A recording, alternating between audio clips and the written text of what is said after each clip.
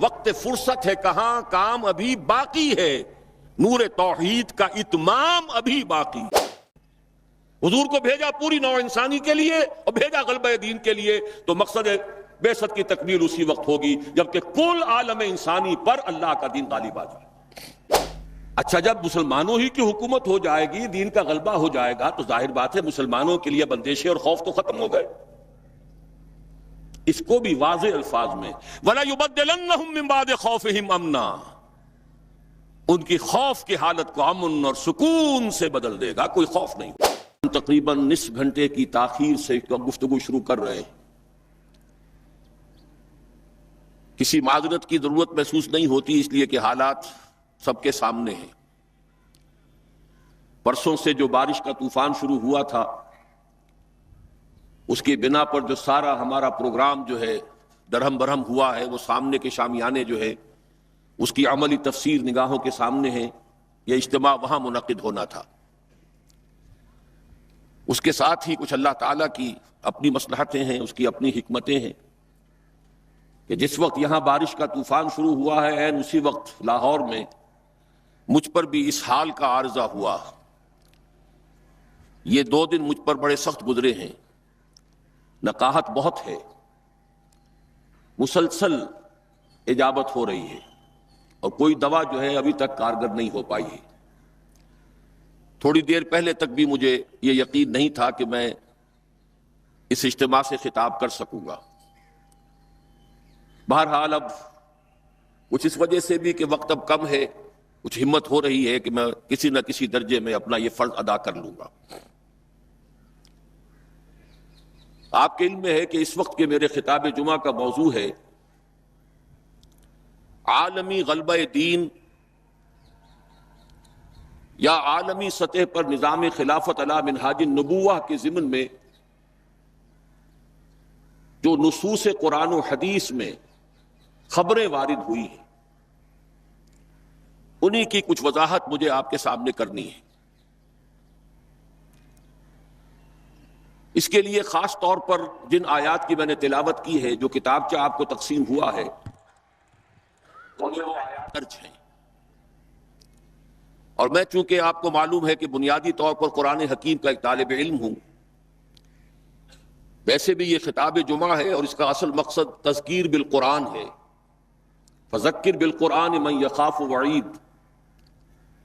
تو بجائے کسی لمبی چوڑی حاشیہ آرائی کے میں چاہتا ہوں کہ انہی آیات اور ان کی مزید وضاحت پر مشتمل احادیث ہی پر اپنی پوری گفتگو کو مرکوز رکھوں۔ پہلے میں نے 2 آیات بلکہ 4 آیات تلاوت کی ہیں سورہ صف کی۔ یریدون لیطفئوا نور اللہ بافواہہم، لفظی ترجمہ ہوگا وہ چاہتے ہیں، وہ لوگ چاہتے ہیں، ان کا ارادہ ہے، ان کا قصد ہے، وہ تلے ہوئے ہیں، لیطفئوا نور اللہ، کہ بجھا دیں اللہ کی نور کو، بافواہہم، اپنے منہوں سے، یعنی اپنی منہ کی پھونکوں سے، واللہ متم نورہ، اور اللہ تو اپنے نور کا اتمام فرما کر رہے گا، وَلَوْ كَرِهَ الْكَافِرُونَ، چاہے یہ کافروں کو کتنا ہی ناگوار ہو۔ دوسری آیہ مبارکہ ہے هُوَ الَّذِي أَرْسَلَ رَسُولَهُ بِالْهُدَى وَدِينِ الْحَقِّ لِيُظْهِرَهُ عَلَى الدِّينِ كُلِّهِ، وہی ہے یعنی اللہ تبارک و تعالی، الذی ارسل رسولہ، جس نے بھیجا اپنے رسول کو صلی اللہ علیہ وسلم، بالہدا، ہدایت کے ساتھ، الہدا کے ساتھ، ہدایت آسمانی کے آخری اور مکمل ایڈیشن یعنی قرآن کے ساتھ، ودین الحق، اور دین حق کے ساتھ، سچا دین، عادلانہ دین، منصفانہ دین، معتدل متوازن منصفانہ نظام زندگی دے کر بھیجا۔ اور کس لیے بھیجا؟ لیظہرہ علی الدین کلہ، تاکہ غالب کر دیں اس کو کل کے کل دین پر، پورے نظام زندگی پر، وَلَوْ كَرِهَ الْمُشْرِكُونَ، چاہے یہ مشرکوں کو کتنا ہی ناگوار ہو۔ ان دو آیات کے ضمن میں سب سے پہلی بات جو نوٹ کرنے کی ہے وہ یہ ہے کہ سورہ توبہ میں بھی یہی دو آیات اسی ترتیب کے ساتھ وارد ہوئی ہیں.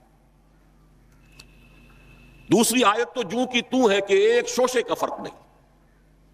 هو الذی ارسل رسولہ بالہدی ودین الحق لیظہرہ علی الدین کلہ ولو کرہ المشرکون. ایک شوشے تک کا فرق نہیں. پہلی آیت میں تھوڑا سا لفظی فرق ہے.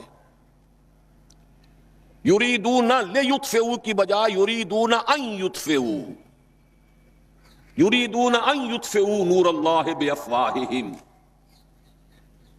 وہ چاہتے ہیں کہ اللہ کے نور کو اپنی منہ کی پھونکوں سے بجھا دیں. وَيَأْبَى اللَّهُ إِلَّا أَن يُتِمَّ نُورَهُ، اور اللہ کو ہرگز منظور نہیں ہے مگر یہ کہ اپنے نور کا اتمام فرمائے. وَلَوْ كَرِهَ الْكَافِرُونَ، چاہے یہ کافروں کو کتنا ہی ناگوار ہو. اب ذرا اس پہلی آیت کے ایک ایک لفظ پر غور کیجئے. یریدون، وہ چاہتے ہیں. وہ سے مراد کون؟ سیاق و سباق قرآنی سے ثابت ہوتا ہے کہ اس سے مراد یہودی ہے. سورہ صف میں بھی اور سورہ توبہ میں بھی دونوں مقامات پر اس آیت سے متصل قبل بنی اسرائیل کا، یہود کا تذکرہ ہے. سورہ صف میں وَإِذْ قَالَ مُوسَىٰ لِقَوْمِهِ يَا قَوْمِ لِمَ تُؤْذُونَنِي وَقَدْ تَعْلَمُونَ أَنِّي رَسُولُ اللَّهِ إِلَيْكُمْ فَلَمَّا زَاغُوا أَزَاغَ اللَّهُ قُلُوبَهُمْ وَاللَّهُ لَا يَهْدِي الْقَوْمَ الْفَاسِقِينَ. وَإِذْ قَالَ عِيسَى ابْنُ مَرْيَمَ يَا بَنِي إِسْرَائِيلَ إِنِّي رَسُولُ اللَّهِ إِلَيْكُمْ مُصَدِّقًا لِمَا بَيْنَ يَدَيَّ مِنَ التَّوْرَاةِ وَمُبَشِّرًا بِرَسُولٍ يَأْتِي مِن بَعْدِي اسْمُهُ أَحْمَدُ فَلَمَّا جَاءَهُم بِالْبَيِّنَاتِ قَالُوا هَذَا سِحْرٌ مُبِينٌ. یہ سارا تذکرہ یہود کا ہے. معلوم ہوا کہ یہاں مراد ہے بالخصوص یہود. یہودی چاہتے ہیں کہ اللہ کے نور کو اپنے منہ کی پھونکوں سے بجھا دیں. تاریخی اعتبار سے سب سے پہلے چلیے اس ماحول میں جب یہ آیات نازل ہوئی ہیں. اس وقت اگرچہ اسلام کی مخالفت میں دو گروہ تھے جو سرگرم تھے. ایک مشرکین عرب جن کے سر خیل تھے مشرکین مکہ، اور دوسرے یہودی. چنانچہ یہی بات ہے جو سورہ مائدہ میں فرمائی گئی، لَتَجِدَنَّ أَشَدَّ النَّاسِ عَدَاوَةً لِلَّذِينَ آمَنُوا الْيَهُودَ وَالَّذِينَ أَشْرَكُوا. تم پاؤ گے کہ اہل ایمان سے دشمنی میں شدید ترین تمام انسانوں میں یہودی ہیں اور مشرک ہیں. مکے کے مشرک یا جزیرہ نما عرب کے مشرک اس وقت جن کے سر خیل تھے، جن کے لیے قرآن مجید میں سورہ توبہ میں ائمہ کا لفظ آیا ہے، فَقَاتِلُوا أَئِمَّةَ الْكُفْرِ. ایک طرف وہ تھے جو شدید مخالف اور دوسری طرف یہودی. لیکن ان دونوں کی مخالفت کے انداز میں فرق تھا. یہ نوٹ کرنا چاہتا ہوں میں آج، اچھی طرح سمجھ لیجئے. پہلا فرق یہ تھا کہ مشرکین عرب سامنے سے وار کرتے تھے جمع مردی کے ساتھ. ان کے مقابلے میں ان کی مخالفت میں کمینگی نہیں تھی. وہ اپنے باطل معبودوں کے لیے بھی گردن کٹا رہے تھے. ابو جہل نے کہا تھا ذرا نیچے سے گردن کاٹنا تاکہ اونچی نظر آئے کہ سردار کی گردن ہے جب تم کسی چیز پر اس کو اوپر لٹکاؤ گے. 70 جانیں انہوں نے پیش کی ہیں بدر میں اپنے دین باطل کے لیے اور اپنے معبودان باطل کے لیے. اس کے برعکس یہودیوں کی مخالفت تھی کمینگی والی مخالفت. ان میں مقابلے کی ہمت نہیں تھی، جرت نہیں تھی. لا یقاتلونکم جمیعا، سورہ حشر میں فرمایا یہ یہودی کبھی تم سے مسلمانوں جمع ہو کر جمعیت کی شکل میں ڈٹ کر میدان میں آ کر مقابلہ نہیں کر سکیں گے. الا فی قرى محصنۃ او من وراء جدر، بڑے مضبوط قلعہ بندیوں میں اپنے آپ کو محفوظ کر کے اور فصیلوں کے پیچھے سے، دیواروں کے پیچھے سے، عورتوں کی طریقے سے پتھراؤ کریں گے، اس کے سوا کچھ نہیں کر سکتے. تو پہلا فرق یہ تھا کہ مشرکین مکہ اور مشرکین عرب بالعموم مخالفت کر رہے تھے، لیکن ان کی مخالفت جمع مردوں والی مخالفت تھی، سامنے کے دشمن کی حیثیت سے کھلم کھلا علی الاعلان جبکہ یہودیوں کی مخالفت میں کمینگی تھی، سازشی انداز تھا، خود لڑنے کی بجائے دوسروں کو ابھار ابھار کر لاتے تھے۔ اور دوسرا بڑا فرق کیا تھا؟ اس پہلے فرق کو تو نمایاں کیا اسی لفظ سے کہ گویا کہ اپنے منہ کی پھونکوں سے بجھانا چاہتے ہیں۔ ابو جہل بھی بجھانا چاہتا ہے اللہ کے نور کو، لیکن اپنے زور بازو کی بنیاد پر۔ اور یہ لوگ کردار کے اعتبار سے اتنے گر چکے ہیں کہ زور بازو کی بنیاد پر نہیں، منہ کی پھونکوں سے بجھانا چاہتے ہیں۔ بہترین تعبیر کی ہے اس کی مولانا ظفر علی خان نے کہ نور خدا ہے کفر کی حرکت پہ خندہ زن، پھونکوں سے یہ چراغ بجھایا نہ جائے گا۔ دوسرا فرق یہ تھا کہ اگرچہ مشرکین میں بھی ایسے لوگ تھے جو پہچان چکے تھے کہ محمد اللہ کے رسول ہیں، سچے ہیں، صادق ہیں، لیکن وہ استثنائی معاملات تھے، وہ غافل تھے۔ قرآن مجید میں بار بار ان کے کفر کے لیے ایک توجیہ پیش کی گئی ہے کہ ان کے پاس کوئی رسول آیا ہی نہیں۔ ان کے لیے رسالت اور نبوت بڑی ایک عجیب سی شے تھی، وہ چیزیں ان کے ذہن سے بالکل خارج ہو چکی تھی۔ لیکن یہود کا معاملہ اس کے برعکس تھا، وہ 100% پہچانتے تھے محمد رسول اللہ کو صلی اللہ علیہ وسلم، بالخصوص ان کے علماء، یعرفونہ کما یعرفون ابناہم، پہچانتے ہیں اسے جیسے کہ اپنے بیٹوں کو پہچانتے، علی وجہ البصیرت، وہ کسی مغالطے میں نہیں تھے، پوری ڈٹائی کے ساتھ پہچانتے ہوئے۔ آپ کو تو معلوم ہے کہ حضور صلی اللہ علیہ وسلم کی جو نشانیاں ہیں ان کا تو معاملہ بہت آگے کی بات ہے۔ حضور کے ادنا رفقا کا معاملہ کیا تھا کہ حضرت عمر رضی اللہ تعالیٰ عنہ کے بارے میں پوری ان کی صفات ان کے ہاں موجود تھیں، اور عیسائی علماء نے ان کے ساتھ ٹیلی کر کے ہی حضرت عمر کو سامنے کھڑے ہو کے دیکھ کر اور پھر جو ہے یروشلم کا قبضہ دیا تھا کہ ہاں یہ وہی درویش بادشاہ ہے جس کا ذکر موجود ہے ہماری کتابوں میں کہ یروشلم اس کے ہاتھوں فتح ہوگا۔ تو یہ دو فرق ذہن میں رکھیے، یریدون لیطفئوا نور اللہ بافواہہم واللہ متم نورہ۔ دوسری بات جو سوچنے کی ہے اس آیت میں کہ نور اللہ سے مراد کیا ہے؟ اللہ کا نور ایک اعتبار سے ذہن منتقل ہوتا ہے قرآن حکیم کی طرف۔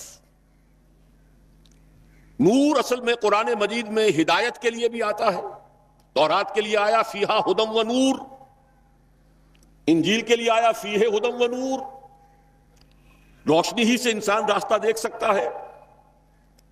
الہدا قرآن حکیم، ہدایت کاملہ، اس کے لیے خاص طور پر لفظ آیا ہے۔ سورہ تغابن میں فرمایا فآمنوا باللہ ورسولہ والنور الذی انزلنا واللہ بما تعملون خبیر۔ ایک مفہوم تو یہ ممکن ہے قرآن مجید کے اس اصول کے تحت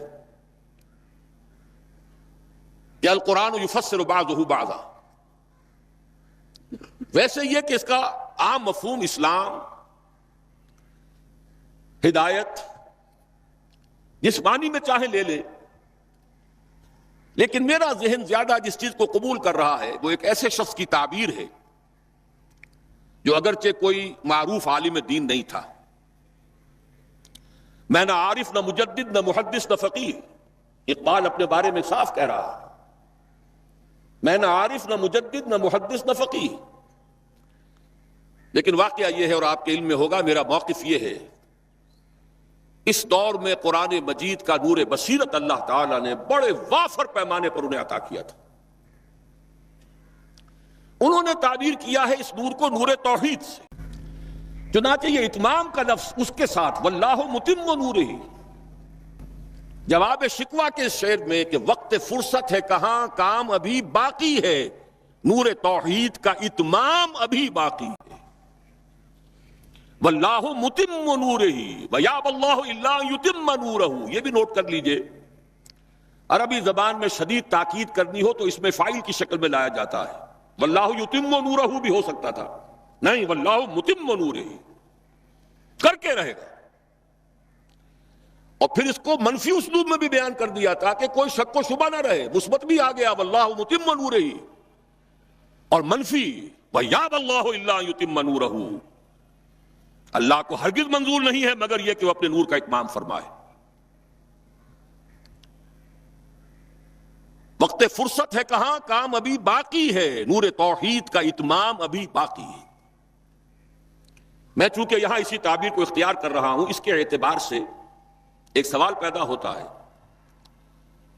کیا نور توحید کسی بھی اعتبار سے نامکمل تھا، ناقص تھا، جس کے اتمام اور تکمیل کی ضرورت تھی؟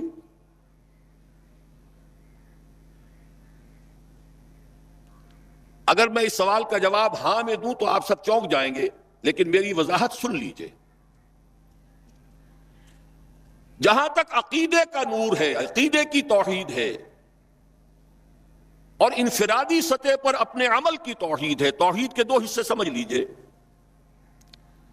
ایک توحید ہے عقیدے کی توحید، اللہ کو ایک ماننا، ایک جاننا، اس کی صفات میں، اس کی ذات میں کسی کو اس کا ساجی، ہمسر، برابر، ہم پلہ، کفو، ند، ضد نہ سمجھنا. ایک عمل کی توحید ہے کہ ایک ہی اللہ کے مطیع فرمان ہو جانا، ہما تن، ہما وقت، ہما وجوہ، مخلصین لہ الدین. یہ عملی توحید ہے. تو عقیدے کی توحید اور انفرادی سطح پر عمل کی توحید ہر دور میں مکمل رہی. حضرت آدم کی بھی مکمل تھی، حضرت نوح کی بھی مکمل تھی، تمام انبیاء کرام کی مکمل تھی. نہ ان کی عقیدے کی توحید میں کوئی کسر ہو سکتی تھی، نہ انفرادی سطح پر عمل کی توحید. لیکن ایک توحید ہے اجتماعی سطح پر عمل کی توحید، پورے نظام زندگی کا اللہ کے حکم کے تابع ہو جانا. یہ ابھی مکمل ہونا تھا، اس کی تکمیل ہونی تھی. افراد موحد تھے اپنی زندگیوں میں بھی، اپنے عقیدے میں بھی. نظام جیسا آج آپ غور کیجئے، بڑے بڑے فن خواہ موحد موجود ہیں ہمارے ہاں. فن خواہ سمجھتے ہیں اپنے آپ کو کہ معلوم ہوتا ہے شرک ہمارے قریب بھی نہیں آ سکتا. اجتماعی سطح پر ہم سب مشرک ہیں، پوری قوم مشرک ہے، مشرکانہ نظام ہے. جب تک وہ یکون الدین کلہ للہ نہیں ہوتا، یہ نظام مشرکانہ ہے، قانون اللہ کا نہیں ہے. آپ کی عدالتوں میں اللہ کے حکم کی کوئی حیثیت نہیں ہے. آپ کی منڈیوں میں اور بازاروں میں اللہ کا حکم نہیں چلتا ہے. معلوم یہ ہوا کہ ایک ہے اجتماعی توحید. کچھ مواقع ضرور آئے ہیں تاریخ انسانی میں جبکہ اجتماعی توحید بھی ہوئی. حکومت قائم ہوئی حضرت داؤد کی اور حضرت سلیمان کی، وہ اجتماعی توحید کی تھی. لیکن ایک بات نوٹ کر لیجئے گا، یہ میرا اصل میں کل کی تقریر کا موضوع ہے. یہ کام تاریخ انسانی میں صرف ایک مرتبہ ہوا ہے کہ ایک فرد واحد اپنی دعوت کا آغاز کرے اور تمام مراحل سے گزار کر اپنی اس دعوت اور تحریک کو اور توحید کامل تک معاشرے کو پہنچا دے. یہ اس سے پہلے کبھی نہیں ہوا. حضرت داؤد کو تو راہ چلتے حکومت مل گئی تھی. جنگ تو ہو رہی تھی حضرت طالوت اور جالوت کی. وہ تو ایک گڈریا اپنا گوپیا لے کر آ گیا ہے وقت پر اتفاقاً، اور اس گوپیے کی جو پتھر تھا وہ جالوت کے آنکھوں کے اس کی زرہ میں جو سوراخ تھا اس میں سے ہو کر اس کے بھیجے میں گزر گیا، مارا گیا، حکومت مل گئی. کیا حضرت داؤد ایک داعی کی حیثیت سے سامنے آئے تھے؟ کیا انہوں نے اپنی کوئی جماعت بنائی تھی؟ کیا ان مراحل سے گزرے تھے؟ قطعاً نہیں. صرف ایک مرتبہ ہوا ہے تاریخ انسانی میں، اور وہ محمد الرسول اللہ صلی اللہ علیہ وسلم. فرد واحد سے بات شروع کر کے یہ جو آتا ہے خطبات جمعہ میں آپ سنتے وحد اللہ، توحید باب تفصیل سے، اور اپنی توحید کو خالص کرو اور خالص کرو اور خالص کرو اور خالص کرو، شرک سے اسے ہر اعتبار سے پاک کر دو. یہ تو پوری زندگی کا لائف لانگ ایفرٹ ہے. آخری امتحان توحید کا جو لیا ہے ابراہیم کے رب نے، دیکھیں اس بوڑھے کے دل میں کہیں اپنے بیٹے کی، اکلوتے بیٹے کی محبت تو ہم سے زیادہ نہیں ہو گئی. کیسے کیسے امتحانات سے گزر چکا وہ بوڑھا. کیسے کیسے امتحانات، لیکن آخری امتحان دعائیں مانگ مانگ کر بیٹا لیا تھا. فلما بلغ معه السعی، اور جب اب ذرا ہاتھ بٹانے کے قابل ہوا، کہیں اس کی محبت ہماری محبت سے زائد تو نہیں ہو گئی. انی ارا فی المنام انی اذبحک فانظر ماذا تری. اسی لیے جو آتا ہے قرآن مجید میں بار بار حضرت ابراہیم کے لیے آخری سند کے الفاظ آتے ہیں وما کان من المشرکین، شرک کے ہر شائبے سے پاک. تو یہ توحید عملی اجتماعی سطح پر ہونی باقی تھی. اس کا تعلق ہے اگلی آیت سے. یہ کب ہوگی؟ هو الذی ارسل رسولہ بالہدی ودین الحق لیظہرہ علی الدین کلہ ولو کرہ المشرکون. اللہ نے اپنے ان آخری رسول کو محمد صلی اللہ علیہ وسلم کو تو بھیجا ہی ہے الہدا، وہ دین حق اور الہدا اور دین حق دے کر، تاکہ غالب کریں. جب تک دین غالب نہیں توحید ناقص ہے. عقیدے کی توحید ہو سکتا ہے کہ ہو، انفرادی سطح پر بھی ہو سکتا ہے، ایک آدمی جہاں جہاں بھی اللہ کا حکم مان سکتا ہو مان رہا ہو، لیکن آخر وہ کسی قوم کا فرد ہے، کسی ریاست کا شہری ہے، کسی خاندان کا فرد ہے، چہار طرف سے جکڑا ہوا ہے رشتوں میں اور تعلقات میں. اس کی زندگی کے کتنے گوشے ہیں کہ جن کو ابھی وہ مشرکانہ نظام اپنی گرفت میں لیے ہوئے ہیں. یہ در حقیقت اسی وقت ہوگا جبکہ اللہ کا دین غالب ہو جائے. هو الذی ارسل رسولہ بالہدی ودین الحق لیظہرہ علی الدین کلہ ولو کرہ المشرکون. مشرک تو کبھی پسند نہیں کریں گے. یہاں ذرا شرک کو سمجھ لیجئے، یہ شرک صرف عقیدے کا نہیں. آج کا سب سے بڑا شرک کیا ہے؟ اللہ کا اللہ کو دو، ریاست کا ریاست کو دو. یہ سیکولر نظام ہے، یہاں پر جو ہے حاکمیت عوام چلے گی. جاؤ مسجدوں میں اللہ کا حکم نافذ کر لو.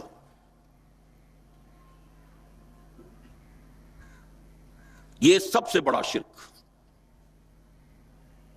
کبھی گوارا نہیں کریں گے.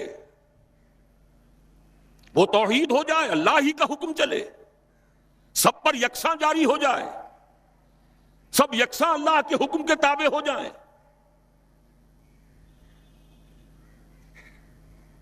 وَلَوْ كَرِهَ الْمُشْرِكُونَ. مشرک کبھی نہیں چاہیں گے، لیکن ان کی مخالفت کے علی الرغم، ان کی ساری ریشہ دوانیوں کے باوجود، ان کی تمام سازشوں کے باوجود اللہ کا دین غالب ہو کر رہے.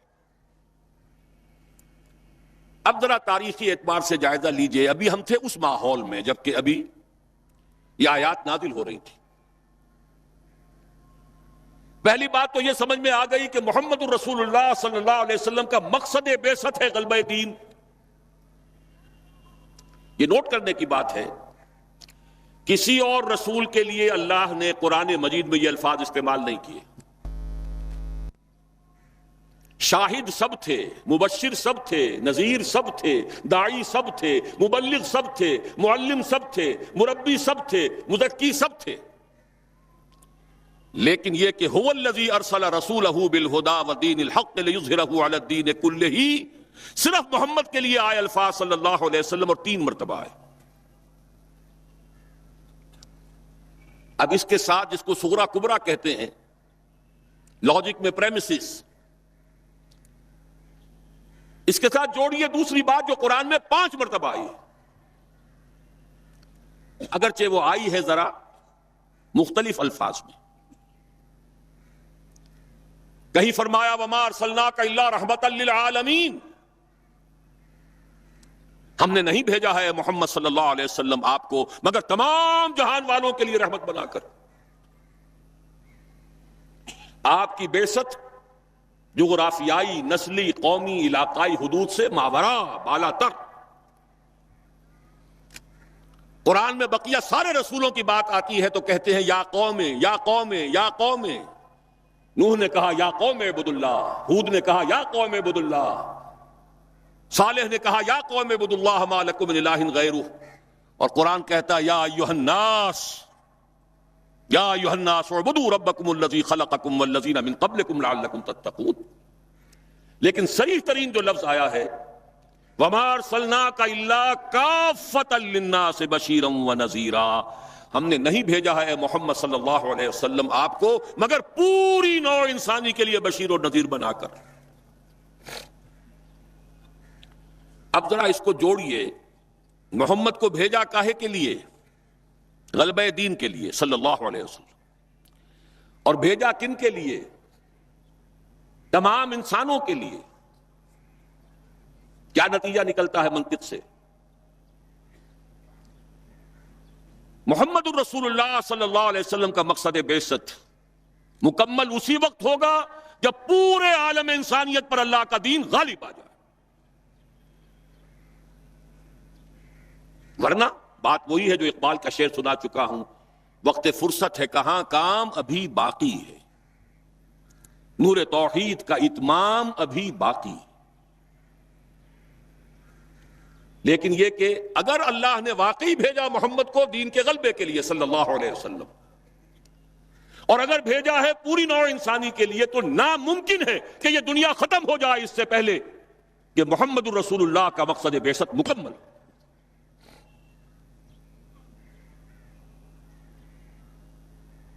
یہی بات ہے کہ جس کی خبر پیشن گوئی کے طور پر قرآن میں تو نصوص ہیں، لیکن ان سے نتیجہ نکالنا پڑے گا، منطق۔ حضور کو بھیجا پوری نوع انسانی کے لیے اور بھیجا غلبہ دین کے لیے، تو مقصد بعثت کی تکمیل اسی وقت ہوگی جبکہ کل عالم انسانی پر اللہ کا دین غالب آ جائے۔ اسی کے ساتھ اب ذرا یاد کیجئے سورہ نور کی آیت، جس کو اللہ کے فضل و کرم سے ہم نے کافی عام کیا ہے۔ ایک ہی بات ہے لیکن ذرا مختلف اسلوب میں آ رہی ہے۔ وعد اللہ الذین آمنوا منکم وعملوا الصالحات لیستخلفنہم فی الارض۔ وعد اللہ الذین آمنوا منکم، یہاں منکم پر ذرا زور دیجئے، کن سے خطاب ہو رہا ہے؟ مسلمانوں سے۔ لیکن ان مسلمانوں کے لیے دو کوالیفیکیشنز، دو پری کنڈیشنز۔ اے مسلمانوں، اللہ کا وعدہ ہے تم میں سے ان سے جو ایمان اور عمل صالح کا حق ادا کر دیں، انکنڈیشنل نہیں ہے۔ وعد اللہ الذین آمنوا منکم وعملوا الصالحات، ایمان اور عمل صالح کا حق ادا کر دو تو اللہ کا وعدہ ہے، اور وعدہ کتنا مؤکد ہے، نون مشدد کے ساتھ تینوں دفعہ، اور ایک ہی بات کو تین اسلوبوں میں۔ لَيَسْتَخْلِفَنَّهُمْ فِي الْأَرْضِ، لامن خلافت عطا فرمائے گا انہیں زمین میں، كَمَا اسْتَخْلَفَ الَّذِينَ مِن قَبْلِهِمْ، جیسے کہ خلافت عطا کی تھی ان کو جو ان سے پہلے تھے۔ جب مسلمانوں کو خلافت اور حکومت عطا ہو جائے گی تو اس کا منطقی نتیجہ ہوگا کہ دین غالب ہو جائے گا، لیکن اس کو بھی کھول کر بیان کر دیا، وَلَا يُمَكِّنَنَّ لَهُمْ دِينَهُمُ الَّذِي ارْتَضَىٰ لَهُمْ، اور لازماً متمکن کر دے گا، غالب کر دے گا ان کے اس دین کو جو اللہ نے ان کے لیے پسند فرما لیا ہے۔ الْيَوْمَ أَكْمَلْتُ لَكُمْ دِينَكُمْ وَأَتْمَمْتُ عَلَيْكُمْ نِعْمَتِي وَرَضِيتُ لَكُمُ الْإِسْلَامَ دِينًا۔ اچھا، جب مسلمانوں ہی کی حکومت ہو جائے گی، دین کا غلبہ ہو جائے گا، تو ظاہر بات ہے مسلمانوں کے لیے بندشیں اور خوف تو ختم ہو گئے۔ اس کو بھی واضح الفاظ میں وَلَا يُبَدِّلَنَّهُم مِّن بَعْدِ خَوْفِهِمْ أَمْنًا، ان کی خوف کی حالت کو امن اور سکون سے بدل دے گا، کوئی خوف نہیں ہوگا۔ اب یہاں فرمایا یعبدوننی لا یشرکون بی شیئا، تب جا کر وہ ان کی عبادت اس درجے میں مکمل ہوگی کہ اس میں شرک کی کوئی آلائش باقی نہیں رہے گی۔ جب تک نظام پورا اللہ کے دین کے تابع نہیں، شرک موجود ہے، عقیدے کا شرک ختم ہو چکا، انفرادی سطح پر موحد بن چکے۔ لیکن یہ تو تین کام جب ہوں گے کہ اللہ کا دین غالب ہو جائے، اللہ کی حکومت اور مسلمانوں کی خلافت قائم ہو جائے، تب کہیں جا کر وہ بات ہوگی لا یشرکون بی شیئا، پھر شرک کا ہر شائبہ ختم۔ وَيَكُونَ الدِّينُ كُلُّهُ لِلَّهِ، دین کل کا کل اللہ کے لیے ہو جائے گا۔ اب ذرا تاریخی اعتبار سے دیکھ لیجئے، اس وقت اور آج سورہ نور نازل ہوئی سن 6 میں، اواخر سن 5 یا اوائل سن 6، وہی زمانہ سورہ صف کے نزول کا ہے۔ تاریخی اعتبار سے جوڑیے کتنی جلدی اللہ کے یہ وعدے پورے ہوئے۔ سن 6 ہی میں صلح حدیبیہ ہو گئی، انا فتحنا لک فتحا مبینا۔ سن 7 میں خیبر فتح ہو گیا، دولت مال غنیمت کے انبار آ گئے۔ 8 میں مکہ فتح ہو گیا۔ 9 میں یوں سمجھیے کہ پورے جزیرہ نما عرب سے اعلان کر دیا گیا تھا کہ اب شرک کا خاتمہ ہوگا۔ فَإِذَا انْسَلَخَ الْأَشْهُرُ الْحُرُمُ فَاقْتُلُوا الْمُشْرِكِينَ مِنْ حَيْثُ وَجَدتُّمُوهُمْ۔ موپنگ اپ آپریشن ہو گیا، جزیرہ نما عرب جاء الحق وزهق الباطل ان الباطل كان زهوقا۔ اور اس کے بعد 25 برس کے اندر وہ نظام خلافت لَيَسْتَخْلِفَنَّهُمْ فِي الْأَرْضِ، کہاں سے کہاں تک، دریائے اوکسس، ادھر اٹلانٹک، ادھر یمن، ادھر کوکیشیا۔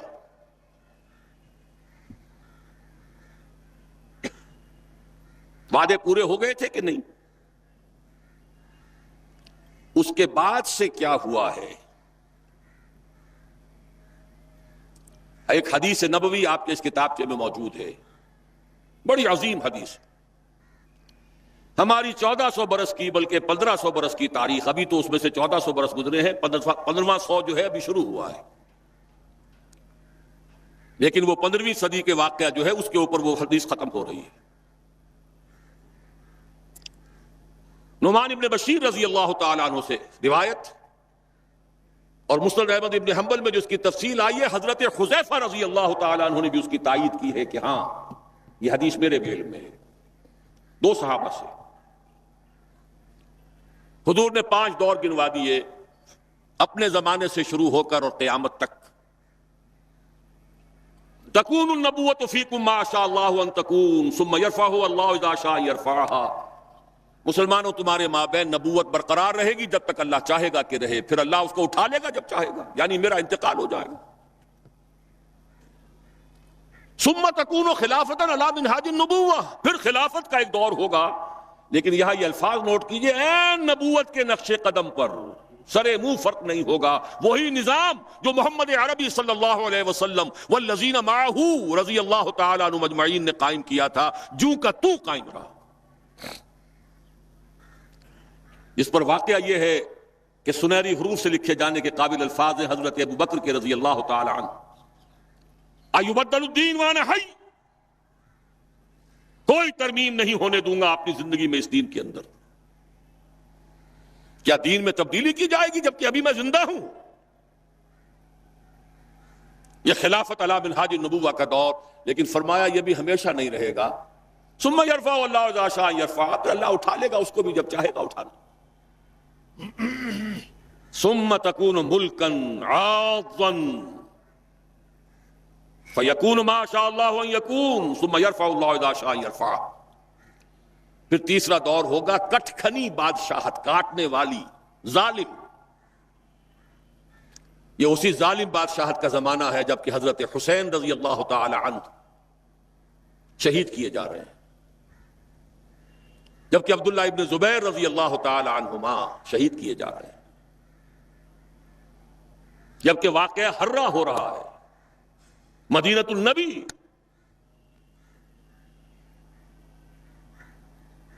جبکہ محمد ابن قاسم کو بلا کر ہلاک کیا جا رہا ہے، موسیٰ ابن نصیر کی توہین و تذلیل ہو رہی ہے۔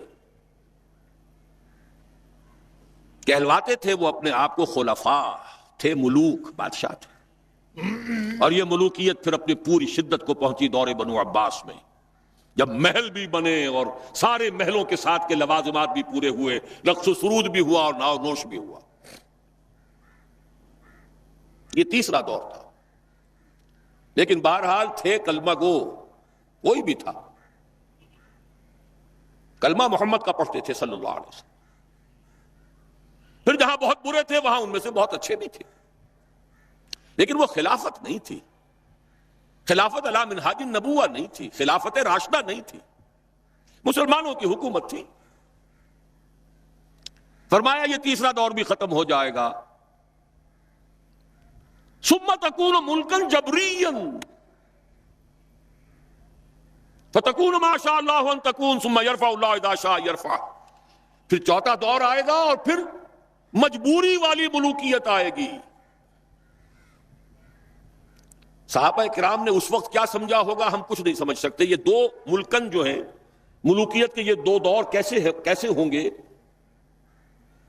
بلکہ اسی حدیث کی جو روایت آتی ہے وہ تو یہ ہے کہ حضرت عمر بن عبدالعزیز رحمہ اللہ پر منطبق کی گئی یہ حدیث کہ اس کے بعد پھر خلافت علی منہاج النبوہ کا دور آئے گا۔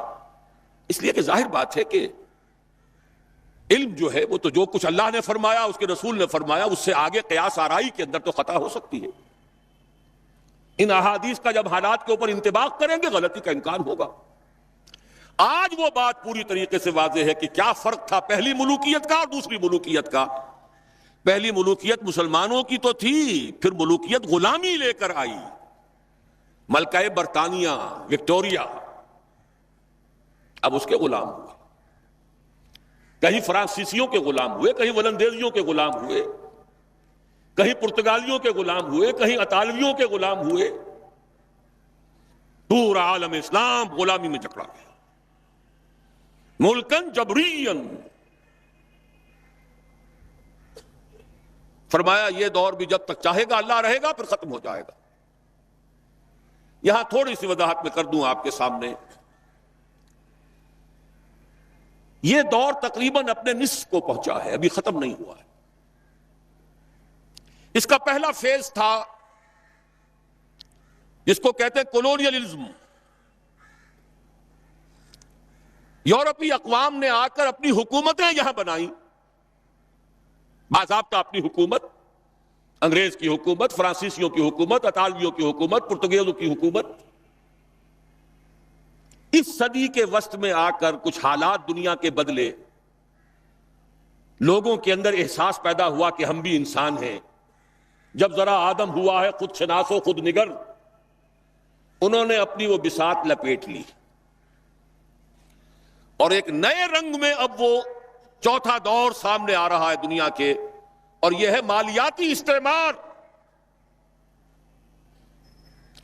پورے گلوب کو، پوری دنیا کو، تمام اقوام عالم کو چھوٹے چھوٹے حصوں میں تقسیم کر کے اپنے سودی قرضوں کے ہتھ کنڈوں کے اندر جکڑ لو۔ کام یہ کریں، محنت یہ کریں، مشقت یہ کریں، خام مال ان کا ہو، مزدور ان کے ہو، ٹیکنیکل نو ہاؤ ہماری ہو، ایڈمنسٹریشن مینجمنٹ ہماری ہو، ملائی ہم کھاتے جائیں گے اور کچھ چھاچھ ان کو بھی دیتے جائیں گے۔ اس صدی کے نصف میں جبکہ یہ کولونیلزم اپنی بساط لپیٹ رہا تھا، یاد کر لیجئے 1950 میں ورلڈ بینک قائم ہوا ہے، یہ آج کی شان نہیں ہے۔ استعمار نے اپنا ایک رنگ بدلا، براہ راست حکومت کرنے میں تو ریزنٹمنٹ بھی ہوتی ہے، لوگ ناراض بھی ہوتے ہیں، کبھی بغاوتیں کرتے ہیں، کچھ ہمارے ماریں گے، ہم زیادہ ان کے ماریں گے۔ بھائی ہمیں آم کھانے ہیں کہ پیڑ گننے ہیں؟ یہ نیا استعمار، نیو ورلڈ آرڈر، حقیقت میں جیو ورلڈ آرڈر، آج تاریخ پھر وہاں پہنچ گئی ہے۔ یریدون لیطفئوا نور اللہ بافواہہم، وہی یہود۔ لیکن فرق کیا ہے؟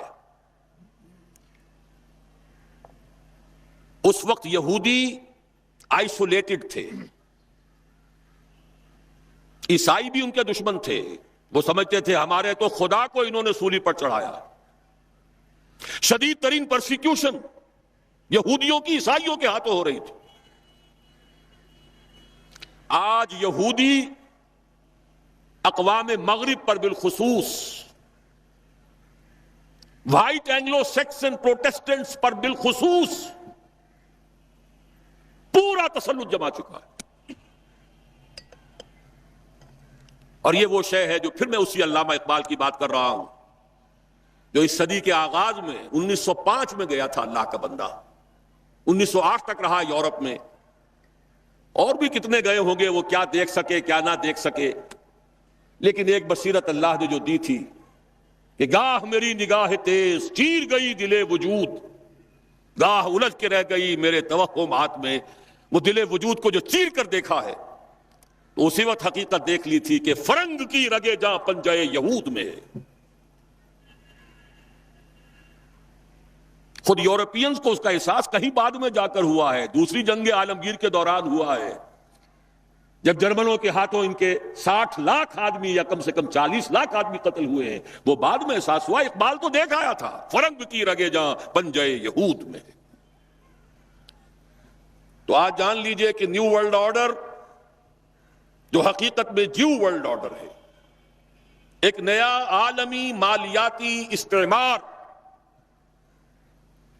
جو دیکھنے کے لیے تو امریکہ کی سربراہی میں ہے, حقیقتاً اس کی باغ یہودیوں کے ہاتھ میں.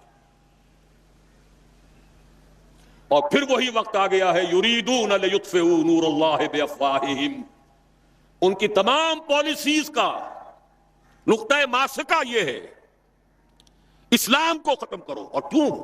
انہیں معلوم ہے اگر کوئی خطر مجھ کو تو اس امت سے ہے, اس کی خاکستر میں ہے اب تک شرار آرزو, خال خال اس قوم میں اب تک نظر آتے ہیں وہ کرتے ہیں اشک سحرگاہی سے جو ظالم وضو. خطرہ ہے تو یہاں سے. فوکویاما نے کتاب لکھی اینڈ آف ہسٹری, جیسے کوئی بہت بڑی جنگ جیت لے اور پھر فتح کے شادیانے بجا رہا ہو, بغلے بجاتے ہوئے اس نے لکھا کہ سوویٹ یونین ختم ہو گیا, ثابت ہو گیا کہ ہمارا ہی نظام بہترین ہے, یہ غیر فطری نظام تھا, یہ غلط نظام تھا, اور کوئی نظام مقابلے میں ہے ہی نہیں, ایک ہی تھا. معلوم ہوا کہ ہمارا ویسٹرن سیکولر کیپٹلسٹک سسٹم ہی دنیا کا بہترین نظام ہے. یہ آخری بلندی ہے جہاں تک نوع انسانی چڑھ سکتی تھی, ترقی کر سکتی تھی. سوشل ایوولوشن کا آخری مقام ہے اینڈ آف ہسٹری. جیسے کوئی شخص ماؤنٹ ایورسٹ کو سر کر لے تو سمجھے کہ اب میں بلندی کی انتہا پر پہنچ گیا, اس زمین پر تو اس سے آگے بلندی نہیں. ہنٹنگٹن نے اس کے جواب میں ایک مقالہ لکھا, دونوں امریکہ کے ہیں. نہیں نہیں نہیں, میں اپنے دوست فوکویاما سے اختلاف کرتا ہوں. ابھی تہذیبوں کا تصادم ہوگا. اس نے بتایا کہ ٹوائنبی نے کل 20 تہذیبیں گنی ہیں تاریخ انسانی کی, ان میں سے 12 ختم ہو چکی ہیں, کہیں موجود نہیں ہیں, 8 ابھی موجود ہیں. ایک ہماری مغربی تہذیب ہے, 7 اور ہیں. لیکن ان 7 میں سے 5 ایسی ہیں کہ جن کو آسانی سے ہم ایسیمیلیٹ کر سکتے ہیں, اپنے اندر ضم اور گم کر سکتے ہیں, وہ ہمارے لیے کوئی خطرہ نہیں. لیکن 2 تہذیبیں ایسی ہیں کہ جو ہمارے لیے ایک چیلنج ہیں. وہ کچھ لوہے کے چنے ہیں جنہیں چبانے کے لیے ہمیں کچھ محنت کرنی پڑے گی. ایک ہے مسلم سویلائزیشن اور ایک ہے کنفیوشین سویلائزیشن آف چائنا. اس کے بعد مشورہ دیتا ہے اپنی حکومت کو, امریکن حکومت کو, کہ 2 کام کرو. ایک تو چین کو مسلمان ملکوں سے دور کرو, ایشیا پیسیفک یہ کانسیپٹ ڈیولپ کیا گیا ہے اس مقالے کے بعد. چائنا کو ایسٹ ورڈ لوکنگ کر دو, مشرق کی طرف رخ کر دو, مغرب کی طرف نہیں. مغرب کی طرف دیکھے ہی نہ, مغرب میں تو پاکستان ہے, مغرب میں اس کے کشمیر بھی ہے, مغرب میں اس کے افغانستان بھی ہے, روسی ترکستان کی آزاد شدہ تمام ریاستیں بھی ہیں. مغرب تو اسلام ہی اسلام ہے, اس کو ایسٹ ورڈ لوکنگ کرو. پیسیفک, اور پیسیفک کے ادھر امریکہ ہے. چنانچہ موسٹ فیورڈ نیشن اپنی مالیات میں, اپنی تجارتی پالیسیوں میں ابھی تک, اس کے باوجود کہ چائنا نے بار بار سخت توہین کی ہے, تذلیل کی ہے, لیکن بنیا مینٹیلٹی جو ہے وہ توہین و تذلیل برداشت کر سکتی ہے اپنے مفادات کی خاطر. انڈونیشیا میں کانفرنس کی گئی، ایشیا پیسیفک کانفرنس، کلنٹن صاحب تشریف لائے۔ دوسرا مشورہ یہ دیا کہ مسلمانوں کے باہمی اختلافات کو ہوا دو۔ پہلے بھی کیا ہوا تھا یاد کر لیجئے، کاش وہ جو سیلاب چلا تھا خلافت علی منہاج النبوہ کا، اقبال نے کہا تھا رکتا نہ تھا کسی سے سیل رواں ہمارا۔ کس نے روکا تھا؟ کوئی باہر کی طاقت نہیں روک سکی تھی، انٹرنل سیبوٹاج تھا۔ عبداللہ ابن سبا یہودی اور اس کے آلہ کار بہت سے مسلمان، سادہ لوح مسلمان۔ اگر حضرت حسان ابن ثابت رضی اللہ تعالی عنہ جیسا صحابی اور عاشق رسول صحابی اگر حضرت عائشہ رضی اللہ تعالی عنہ پر لگنے والی تہمت میں شریک ہو سکتا ہے تو بعد والوں کا معاملہ تو کیا ہوگا؟ سازش بڑی شے ہے۔ یہودی سازش ایسا پھاڑا ہے اس امت کو کہ آج تک وہ خون رس رہا ہے، اور آج بھی وہی یہودی سازش شیعہ سنی کو لڑا کر اپنے مذموم مقاصد حاصل کر رہا ہے۔ ہسٹری ریپیٹس اٹ سیلف، تاریخ اپنے آپ کو دہرا رہی ہے۔ وہی یہودی عبداللہ ابن سبا لڑا دیا۔ 1 لاکھ کے قریب مسلمان ایک دوسرے کی تلواروں اور تیروں سے ختم ہوئے۔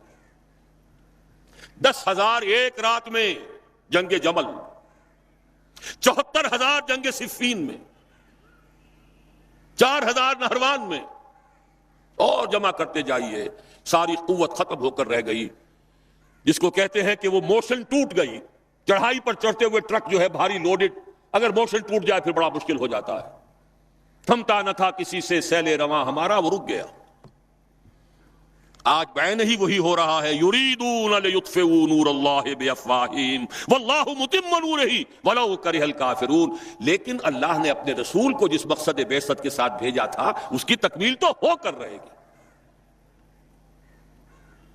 ومکروا ومکر اللہ واللہ خیر الماکرین۔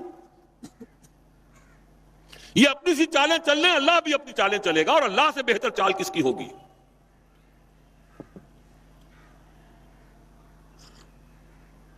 کیا خوب کہا اقبال نے، دنیا کو ہے پھر مار کا روح و بدن پیش، تہذیب نے پھر اپنے درندوں کو ابھارا، اللہ کو پامر دیے مومن پہ بھروسہ، ابلیس کو یورپ کی مشینوں کا سہارا۔ وَمَكَرُوا وَمَكَرَ اللَّهُ وَاللَّهُ خَيْرُ الْمَاكِرِينَ۔ بہرحال اچھی طرح سمجھ لیجئے یہ مارکا ابھی ہونے والا ہے۔ میں تفاصیل میں نہیں جانا چاہتا، نہ میری اس وقت کا یہ موضوع ہے۔ کتاب الملاحم میں پڑھیے کیسی کیسی جنگیں ہونے والی ہیں۔ الملحمۃ العظمیٰ، نہ تاریخ انسانی کی عظیم ترین جنگ جو ہونے والی ہے، ہم پر ہمارے کرتوتوں کی وجہ سے جو عذاب الہی کے کوڑے پڑنے والے ہیں۔ پورا عالم عرب یہودیوں کے سامنے سرنگوں ہو چکا ہے، نیو ورلڈ آرڈر کی جیب میں جا چکا۔ تھوڑا سا ایک سوڈان، کچھ ایک پاگل سا غیر اہم شخص قذافی بیٹھا ہوا ہے، باقی ان 2 کو نکال دیجئے تو پورا عالم عرب ان کی جیب میں، سرنگوں۔ اور ابھی کیا ہوگا جب مسجد اقصی شہید کی جائے گی، جب 3rd ٹیمپل کی تعمیر ہوگی، ایودھیا کی مسجد گرا کر امت مسلمہ کی نبض کو دیکھ لیا ہے دشمن نے کہ جان نہیں ہے۔ حمیت نام تھا جس کا، گئی تیمور کے گھر سے۔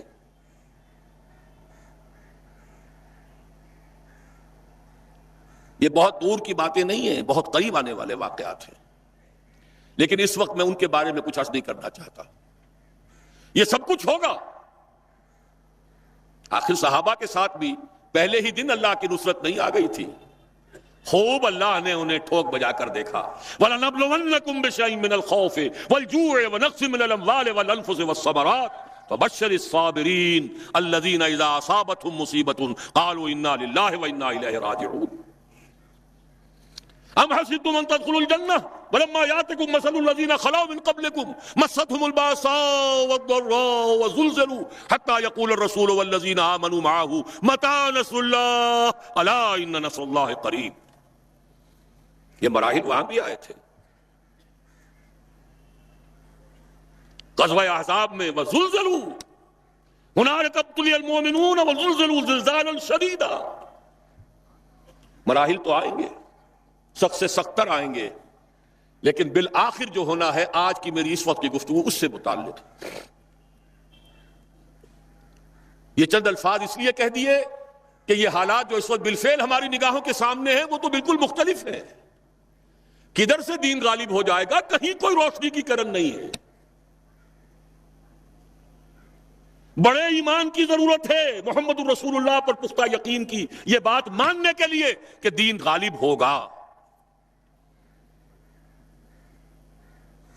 لیکن ہوگا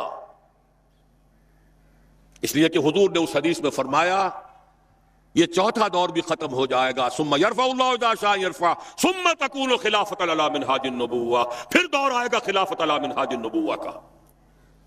ثم سکت رسول اللہ صلی اللہ علیہ وسلم. یہ حدیث میں نے بہت مرتبہ بیان کی ہے. آج ذرا اس میں جو اضافی الفاظ آئے ہیں بعض روایات میں وہ بھی میں آپ کو سنا دوں. امام شاطبی اس کو موافقات میں لے کر آئے ہیں. شاہ اسماعیل شہید نے بھی اس کو نقل کیا ہے منصب امامت میں.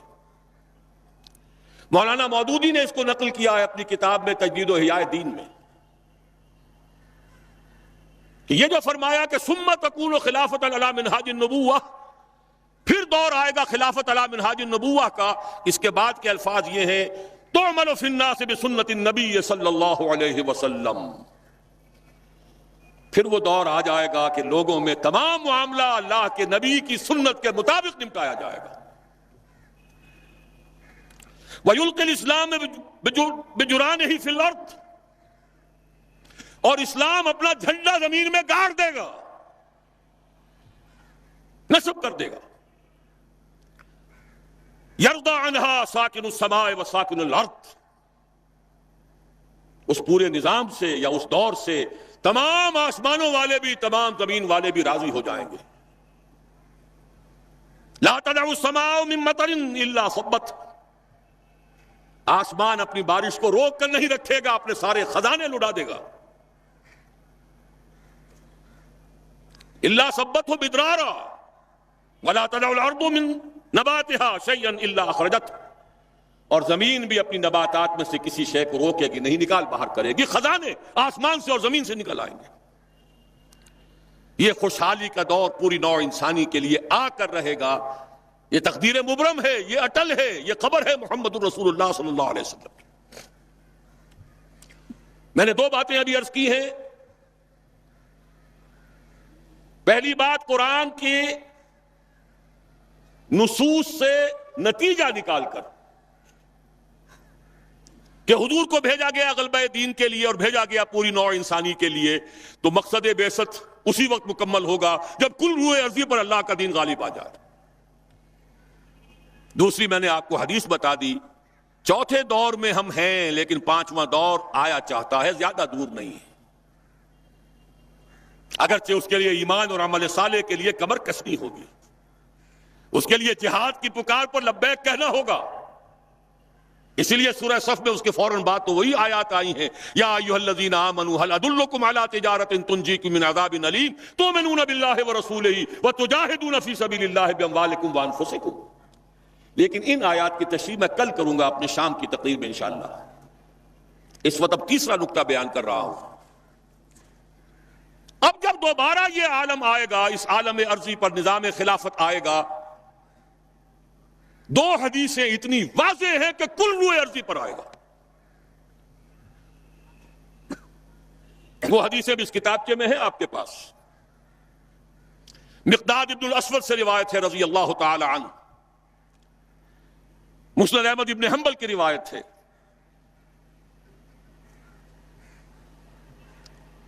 حضور صلی اللہ علیہ وسلم نے فرمایا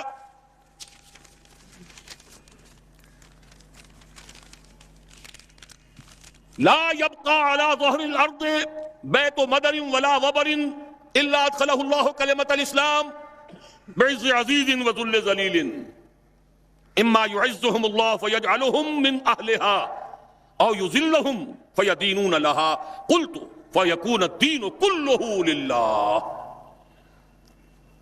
مقداد ابن اسود فرماتے ہیں رضی اللہ تعالی عنہ کہ حضور نے ارشاد فرمایا زمین پر نہ کوئی اینٹ اور گارے کا بنا ہوا گھر بچے گا، نہ کوئی خیمہ رہے گا، اونٹ کے بالوں کے بنے ہوئے کمبلوں کا خیمہ، جس میں کہ اللہ تعالیٰ اپنے دین کے کلمے کو داخل نہ کرتے۔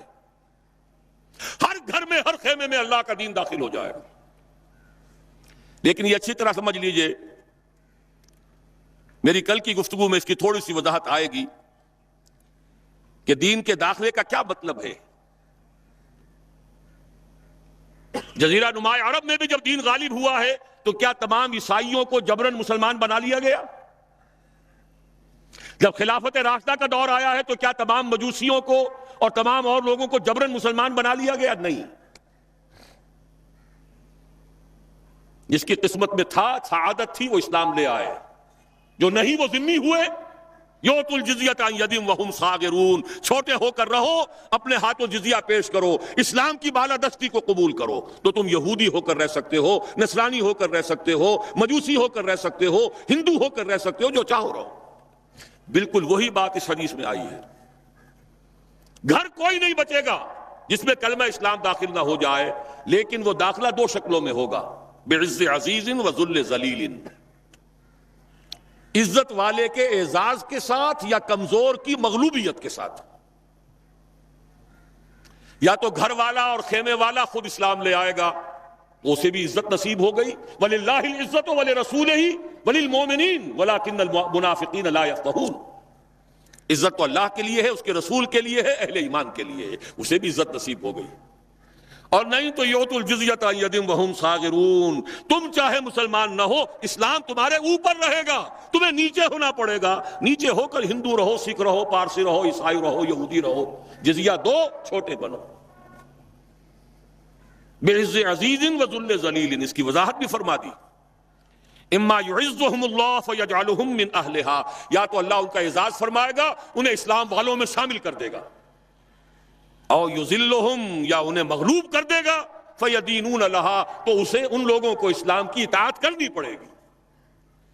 اس پر حضرت مقداد فرماتے ہیں فقلت، پھر میں نے اپنے دل میں کہا وَيَكُونَ الدِّينُ كُلُّهُ لِلَّهِ، تب وہ بات ہوگی جو سورہ انفال میں الفاظ آئے ہیں وَقَاتِلُوهُمْ حَتَّى لَا تَكُونَ فِتْنَةٌ وَيَكُونَ الدِّينُ كُلُّهُ لِلَّهِ۔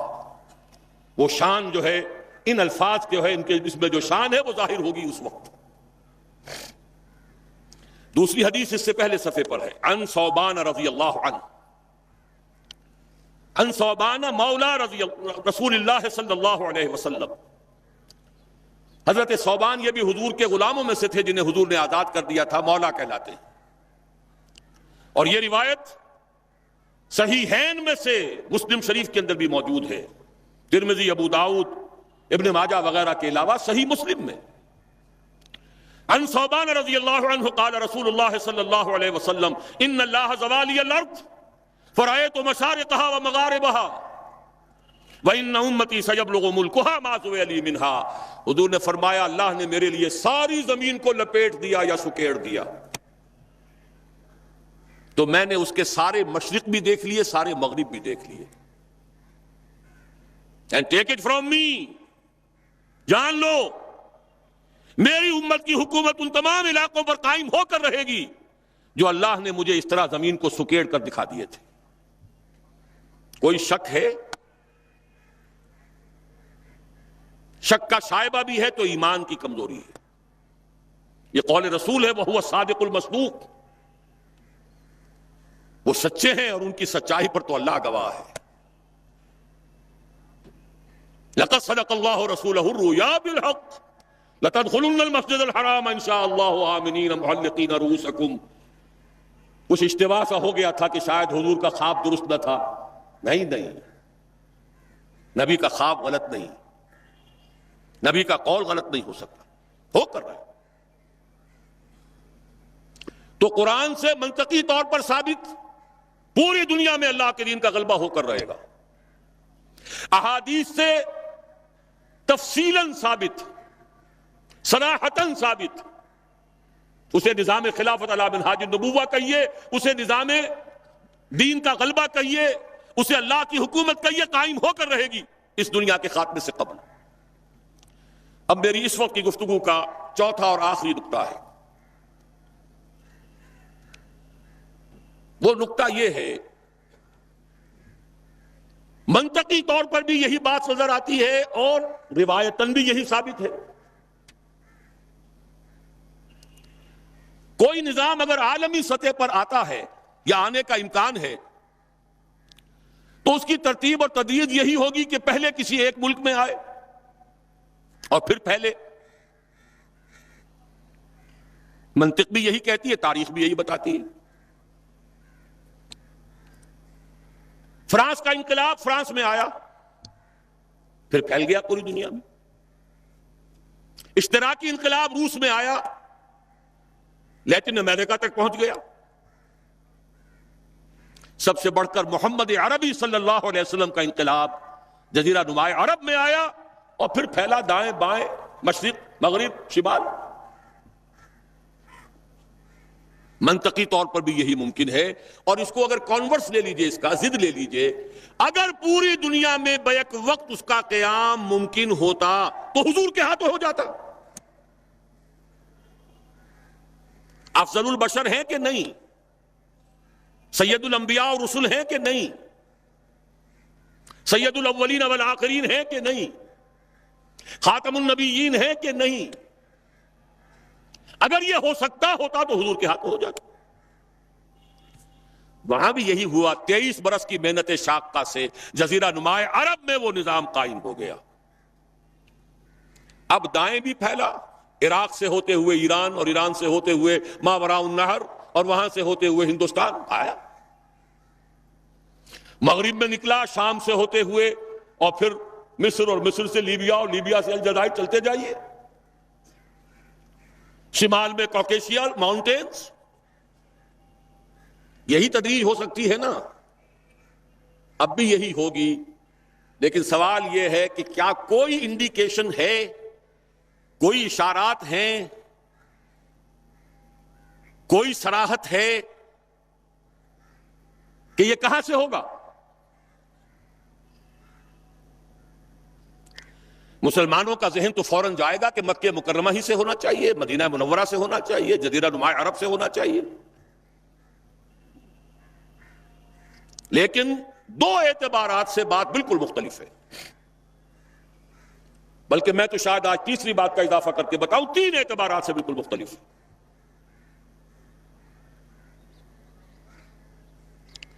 پہلی بات ہے پچھلے 400 برس کی تاریخ. ختم نبوت کے بعد اہم ترین دینی منصب مجددین کا ہے. ان اللہ یبعث فی هذه الامت علی راس کل 100 عام من یجدد لها دینها. اللہ تعالیٰ اس امت میں ہر صدی کے سرے پر ایسے لوگوں کو اٹھاتا رہے گا جو اس کے دین کو تازہ کر دیں گے. سنن ابی داؤد کی روایت ہے، مجددین کا سارا تصور. اب نوٹ کیجئے کہ 1000 برس تک سارے مجددین عالم عرب میں آئے. عمر بن عبدالعزیز سے شروع ہو جائیے، عمر بن عبدالعزیز ہیں، اور پھر امام ابو حنیفہ ہیں، امام شافعی ہیں، امام مالک ہیں، امام احمد ابن حنبل ہیں، غزالی ہیں، ابن تیمیہ ہیں، شیخ عبد القادر جیلانی، گنتے جائیے، سب کے سب کہاں. اور جیسے ہی 1000 برس ختم ہوئے، الف ثانی شروع ہوا، دوسرا 1000 سال امت کی تاریخ کا. مرکز ثقل جو ہے اس امت کا ہندوستان کو منتقل کر دیا گیا.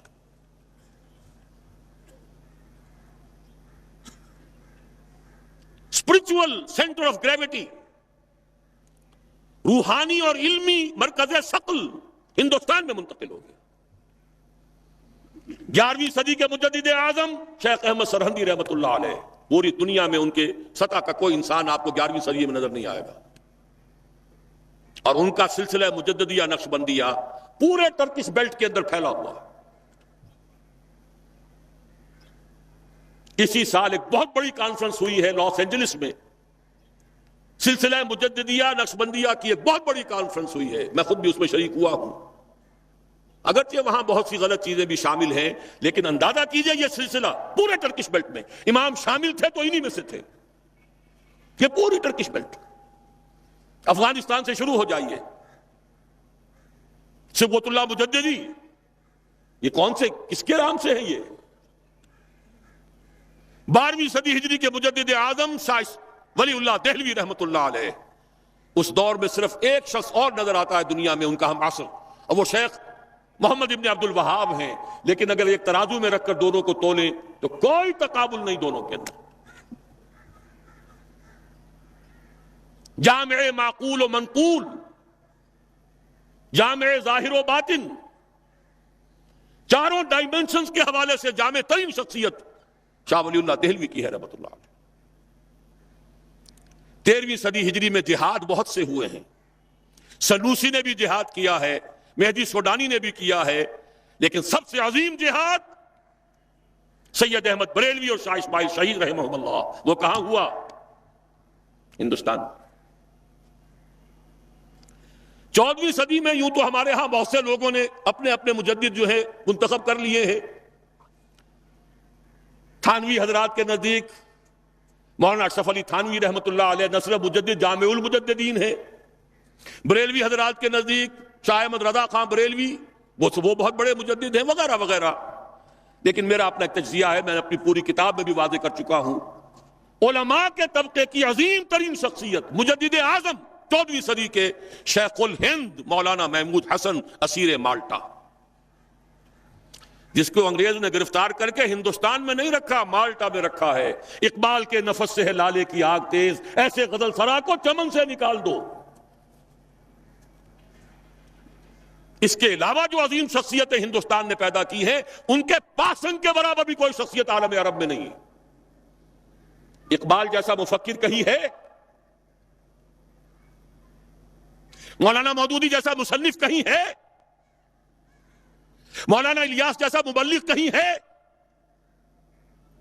عالمی سطح پر عالم عرب ہو یا عالم عجم ہو اگر کوئی ڈنکا بول رہا ہے تو مولانا مودودی کی کتابوں کا ہے، مولانا الیاس کی تبلیغی جماعت کا ہے، اور دنیا کے کسی ملک سے اٹھنے والی کسی جماعت کا عالمی سطح پر کوئی اثر نہیں. سب اپنے اپنے علاقے کے ہیں، سب اپنے اپنے علاقے میں کام ہے، کوئی کسی کو جانتا بھی نہیں. اور فلسفیکل لیول پر، انٹلیکچوئل لیول پر علامہ اقبال واحد شخص ہے، کوئی دوسرا ہے ہی نہیں. تقابل تو وہاں کیا جائے جہاں کوئی دوسرا ہو، تو دوسرا ہے ہی نہیں. یہ کیا سب کچھ یوں ہی ہو رہا ہے، ایٹ رینڈم ہو رہا ہے، یا کوئی حکمت خداوندی ہے؟ یدبر الامر من السماء الى الارض، تدبیر خداوندی جو ہے، یدبر الامر من السماء الى الارض ثم يعرج الیہ فی یوم کان مقدارہ الف سنۃ مما تعدون. اللہ کی تدبیر تو ہزار ہزار برس کی ہوتی ہے. 400 برس کی تاریخ آپ کو میں نے بتا دی ٹھیک دینی اعتبار سے. اس میں اضافہ کیجئے وہ جو کولونیل رول تھا اس سے آزادی تمام مسلمان ملکوں میں چلی، تحریک چلی ہے نا، لیکن اسلام کا نعرہ صرف تحریک پاکستان کے لیے لگا. عربوں نے عرب نیشنلزم کا حوالہ لیا ہے، سہارا لیا ہے. خلافت ختم ہو رہی تھی، احتجاجی تحریک صرف ہندوستان میں چلی. باقی پوری دنیا کے مسلمانوں نے یہ بھی محسوس نہیں کیا، جیسے کہ حضور نے فرمایا ہے کہ ایک منافق کو بھی گناہ کرنے سے کچھ احساس تو ہوتا ہے، بس اتنا ہی ہوتا ہے جیسے ناک پر مکھی بیٹھی تھی اسے اڑا دیا. اس سے زیادہ احساس خلافت کے خاتمے کا پوری دنیا میں کہیں نہیں ہوا. اور یہاں مشرق سے مغرب، شمال سے جنوب بولی اماں محمد علی کی جان بیٹا خلافت پہ دے دو. ہندوؤں کو شریک ہونا پڑا خلافت کی تحریک. قرارداد مقاصد پاس ہو گئی. 10 کروڑ انسانوں کی نمائندہ اسمبلی کہہ رہی ہے وی wash our hands off the claim of sovereignty. ہم حاکمیت کے دعوے سے دستبردار ہوتے ہیں. سروری زیبا فقط اس ذات بے ہمتا کو ہے، حکمراں ہے ایک وہی، باقی بتانے آزری.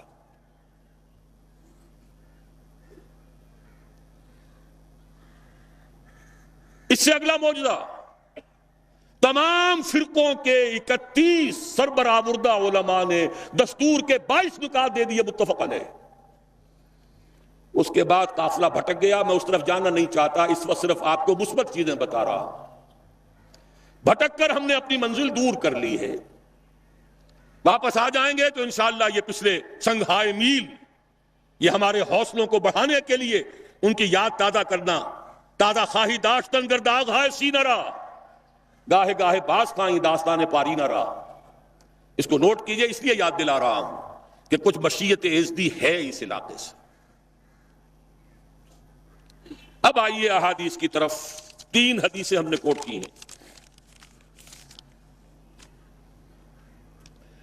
عن عبداللہ ابن الحارث رضی اللہ عنہ، ابن ماجہ کی روایت ہے، یہ سنن ابن ماجہ، عن عبداللہ ابن الحارث رضی اللہ عنہ قال قال رسول اللہ صلی اللہ علیہ وسلم یخرج ناس من المشرق یؤتئون للمہدی یعنی سلطانہ، مشرق کی طرف سے لوگ نکلیں گے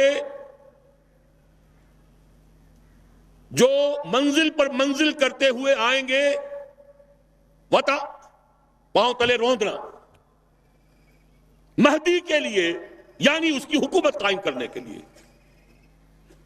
مہدی کا ظہور، جو بھی ہمارے پاس روایات ہیں وہ یہی ہے کہ ان کا ظہور تو عالم عرب ہی میں ہوگا، مکے ہی میں، وہی ان سے بیعت ہوگی۔ اس وقت تصور ذہن سے نکال دیجئے جو شیعوں اور سنیوں کے درمیان اختلاف ہے، ان کے نزدیک ان کے 12ویں امام ہیں جو چھپے ہوئے ہیں وہ ظاہر ہوں گے، ہمارے نزدیک جیسے اور مجددین پیدا ہوئے ہیں اپنے اپنے وقت میں، ایسے ہی ایک مجدد پیدا ہوں گے جن کا نام مہدی ہے، اور ہو سکتا ہے، بلکہ میں یقین سے کہتا ہوں کہ ہو چکا ہے، کہ وہ پیدا ہو چکے۔ زمانے کی رفتار بتا رہی ہے، حالات کا رخ بتا رہا ہے، لہذا یہ شیعہ سنی فرق کو ذہن سے اس وقت نکال دیں۔ جیسے مجدد الفسانی کھڑے ہوئے، جیسے احمد ابن حنبل کھڑے ہوئے، ایسے ہی ایک اللہ کا بندہ حضرت فاطمہ رضی اللہ تعالی عنہا کی نسل سے، حضرت حسن کی اولاد میں سے ہوگا، اور اس کا وہی سے آغاز ہوگا، لیکن وہاں سے آغاز تو ہوگا، اس کی حکومت جمانے کے لیے فوجیں مشرق سے چل کر آئیں گی۔ معلوم ہوا کہ مشرق کے علاقے میں کہیں یہ کام پہلے ہو چکا ہوگا، اسلامی حکومت اور خلافت قائم ہو چکی ہوگی، وہاں سے فوجیں آئیں گی جو مدد کریں گی حضرت مہدی کی، یؤتئون للمہدی یعنی سلطانہ، جمائیں گی اس کی حکومت کو۔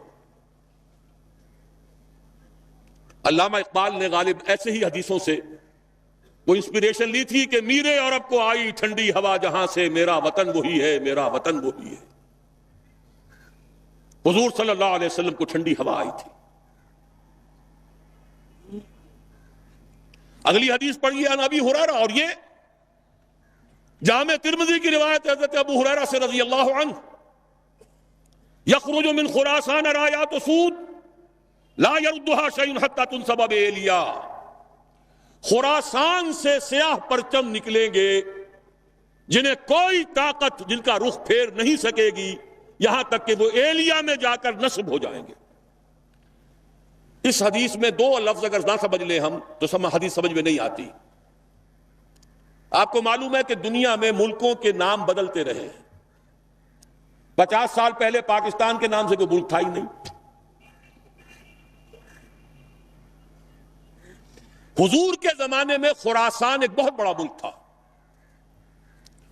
اور آج کے افغانستان کا تقریباً 2/3 سب سے نچلا جو اس کا ریگستانی سا علاقہ ہے سیستان کہلاتا تھا، اس سے اوپر جو ہے خراسان تھا۔ پاکستان کا بھی ملحقہ علاقہ اس میں شامل تھا۔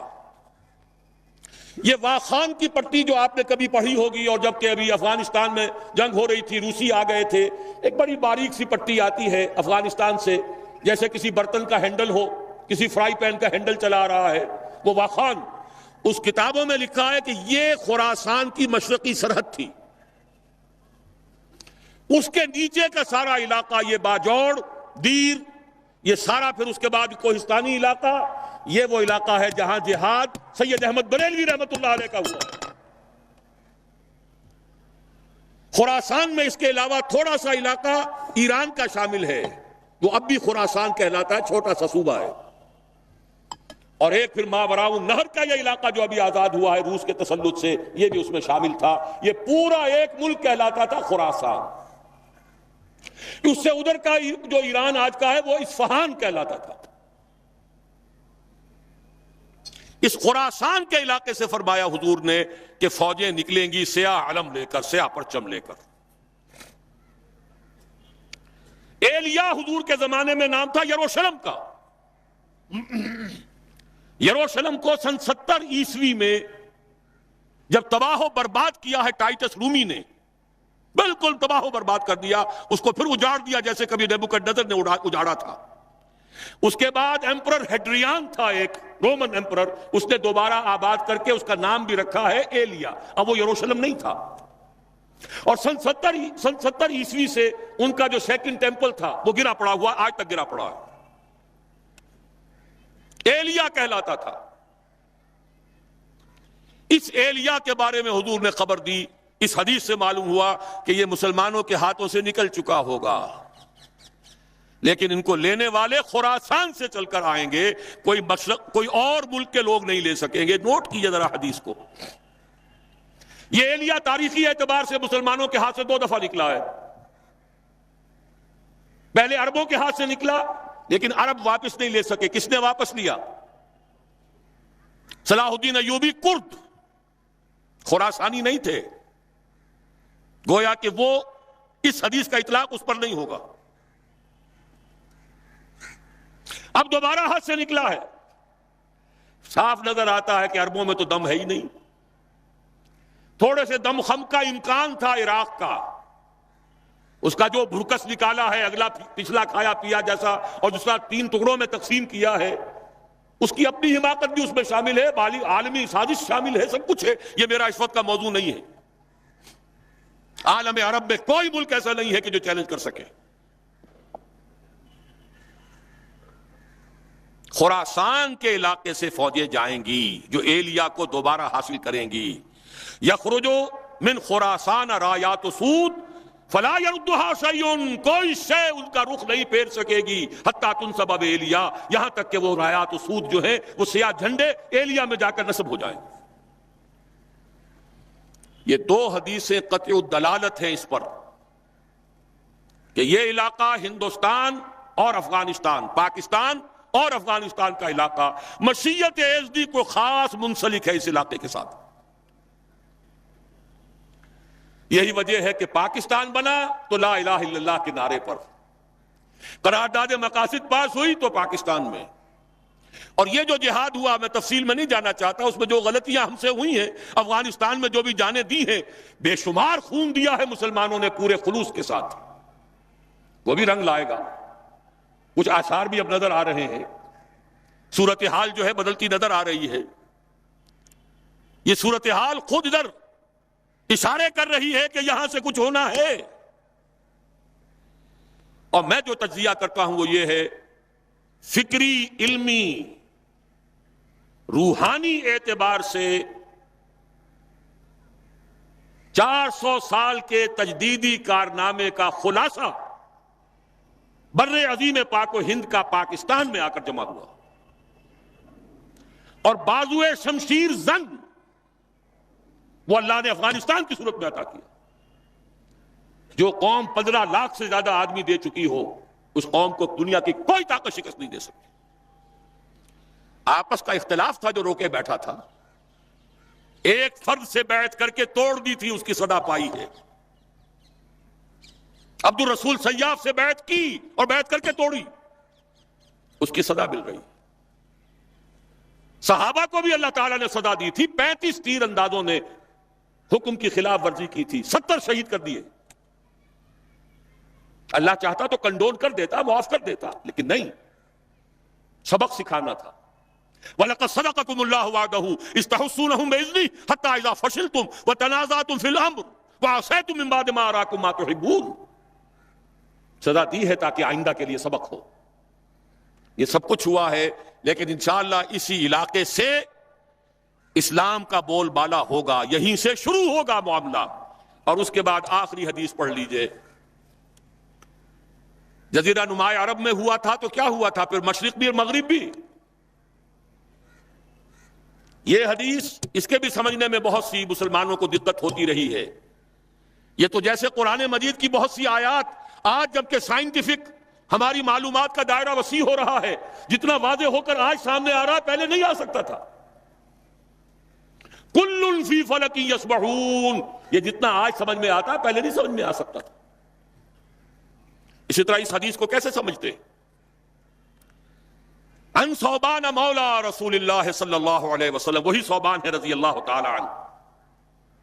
قال قال رسول اللہ صلی اللہ علیہ وسلم عصابتان من امتی احرزهم اللہ من النار، عصابت تغزو الہند وعصابت تکون مع عیسی ابن مریم علیہ السلام۔ میری امت کے دو لشکر ایسے ہوں گے جن کو اللہ نے آگ پر حرام کر دیا، جہنم ان سے دور بھاگے گی، جہنم ان کے قریب نہیں آ سکے گی۔ ایک وہ لشکر ہوگا جو ہند پر حملہ کرے گا، اور ایک وہ ہوگا جو عیسیٰ ابن مریم کے ساتھ جا کر دجال سے جنگ کرے گا۔ یہ دونوں لشکر ایک حدیث میں کیسے جمع ہو گئے؟ یہ محمد ابن قاسم کی بات نہیں ہو سکتی، یہ محمود غزنی کی بات نہیں ہو سکتی۔ ان دو کا جمع ہونا ایک حدیث میں، معلوم ہوا اس علاقے میں وہ حکومت قائم ہوگی، پھر دائیں بائیں، پھر مشرق اور مغرب، ادھر حضرت مہدی ہوں گے، ادھر یہودیوں سے بھی جنگ ہوگی، دجال اکبر کا ظہور ہوگا، ان کے لیے بھی فوجیں ادھر سے جائیں گی، زمینی مدد آئے گی خراسان اور پاکستان کے علاقے سے، اور آسمانی مدد آئے گی عیسیٰ ابن مریم کی شکل میں رضی اللہ تعالی علیہ الصلوۃ والسلام۔ اور پھر ظاہر بات ہے اگر وہاں جا کر لڑیں گے تو ہند، اس کے بعد یہ پھیلے گا معاملہ، مشرق و مغرب کی طرف پھیلتا چلا جائے گا۔ لیکن یہ ساری باتیں جو میں نے آپ کو بتائیں، جو بڑی میٹھی ہیں، بڑی لذیذ ہیں، دل خوشکن ہیں، دل کو بھانے والی ہیں، لیکن ان کے ساتھ کڑواہٹ بھی ہے۔ ان ساری پیشن گوئیوں کے بعد بھی وَمَنْ كَفَرَ بَعْدَ ذَلِكَ فَأُولَٰئِكَ هُمُ الْفَاسِقُونَ، پھر بھی جو کفران نعمت کریں، ہمارے اتنے پختہ وعدے، ہمارے نبی کی اتنی واضح پیشن گوئیاں، اور پھر محروم رہ جاؤ، پھر زمیں جنبت نہ جنبت گل محمد، پھر حرکت میں آنے کے لیے تیار نہ ہو، گویا کہ ہمارے ان وعدوں کی ناشکری ہو رہی ہے، ہمارے نبی کی ان پیشن گوئیوں کو ٹھکرایا جا رہا ہے۔ فَأُولَٰئِكَ هُمُ الْفَاسِقُونَ، وہ تو پھر بہت ہی ناہنجار ہیں۔ اس ناہنجاری کی سزا ہمیں مل رہی ہے۔ ہم بھٹک گئے تھے صحیح راستے پر آتے ہوئے، 1951 سے ہمارا قافلہ بھٹکا ہے، 1949 میں قرارداد مقاصد، 1950 میں تمام مذہبی فرقوں کے طرف سے متفق علیہ دستور کے 22 اصول، 51 سے الیکشن میں حصہ لے کر جو بیڑا غرق کیا ہے، اسلام کی منزل جو کھوٹی کی ہے، اسلام کو ایک پولیٹیکل ایشو بنا کر، ایک پارٹی ایشو بنا کر، متنازع مسئلہ بنا کر، اور پھر 5 جماعتیں اسلام کے نام پر ووٹ لینے کے لیے میدان میں آئیں، تو جو کچھ حشر ہوا ہے وہ ہمارے سامنے ہے۔ السلام علیکم سامعین، آپ لوگ ڈاکٹر اسرار احمد صاحب کے اور بیانات سننا چاہتے ہیں تو ہمارے چینل کو سبسکرائب ضرور کرتے ہیں۔